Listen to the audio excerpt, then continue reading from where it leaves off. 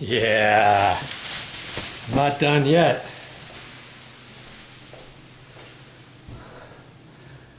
You see there, got the plastic here. Now I have to kind of unravel the plastic along there. And that blue tape, I'm a little disappointed in that. It didn't stick as well as I thought. You know, it's up there, and initially I thought I was just going to be able to scrape all this acoustic down, and after I got it down, I was going to leave this tape up there and then see what I have to do about doing a tight scam or something. I'm hoping everything's nice and smooth. We'll soon find out.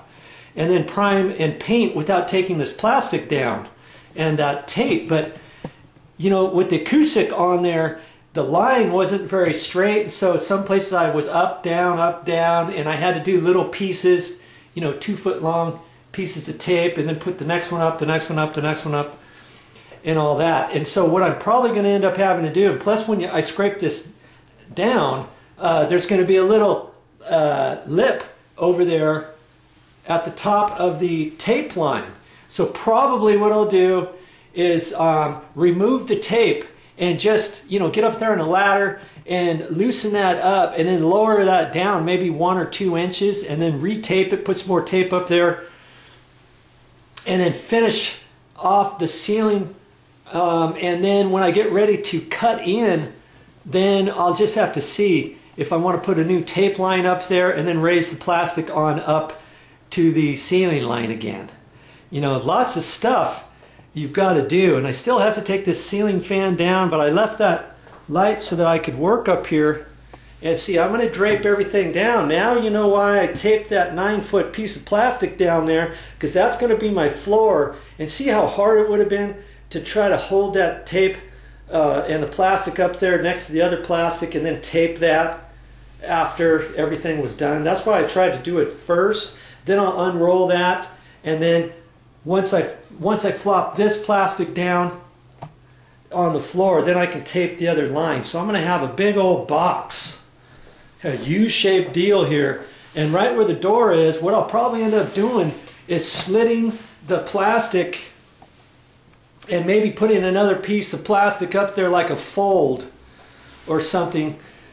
You know, something I want to protect the floor as best I can, and I started the plastic about 2 feet beyond the door, so it's kind of behind there, and so the joint's back in there. So what I could do is the last bit, I could tape that up there and then just leave that flap open and you know, do something Mickey Mouse down here at the floor line, and then put some craft paper or something out there on the floor beyond the bedroom door and just protect the hall right there. Okay. Then I'll be ready for the next step. Actually, the next step when I get all that done is I've got to remove this ceiling fan. Okay, you see? One person can do this. If you've got some helpers, though, you can make it quite a project that's going to be a little bit quicker and easier. But a one-man show, no problemo.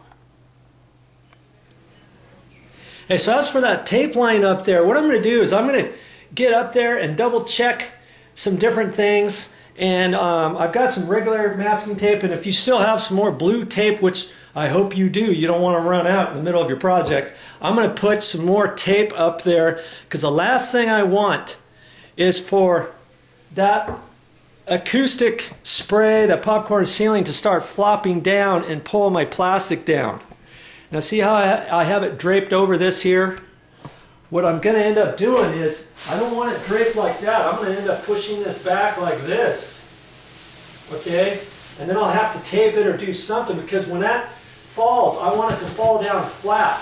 I don't want this plastic to be coming down here like this and then have it hit right here and the weight of it pull the masking tape down, because I'm trying to keep the mess to a minimum. That's what this thing is all about. So spend some time and do it right.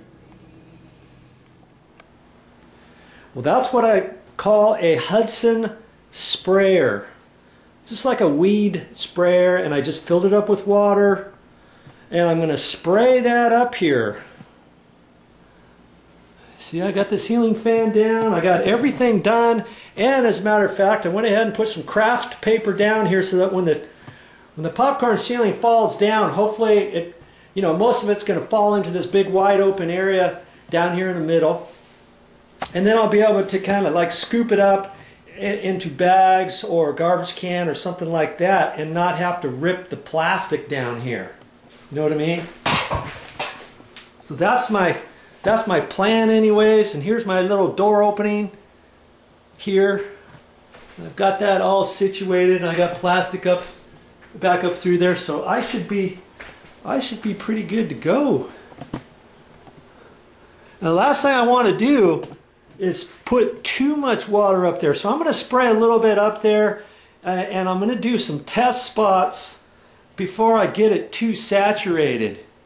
Okay, because the last thing you want to do, if you get it too saturated, you might loosen up any paper tape that might be up there. Maybe they only put fire taping up there underneath the acoustic spray. But I'm hoping that they taped it and topped it and skimmed it before they sprayed it. But I don't really know that for sure. So I've got to take some test spots on there and just go for it. I'm up here a little bit closer towards Makawa. Look at that. It just seems to be getting a little bit brighter. It's right in front of me. And see up on your computer screen, maybe, oh, I don't know, 8 inches or so where it's dull. That's another rainbow, kind of. You can see it. It's hazy at the very top before it goes blue up there, the sky. Well, that's a rainbow there too, kind of like a dirty rainbow. That's just amazing.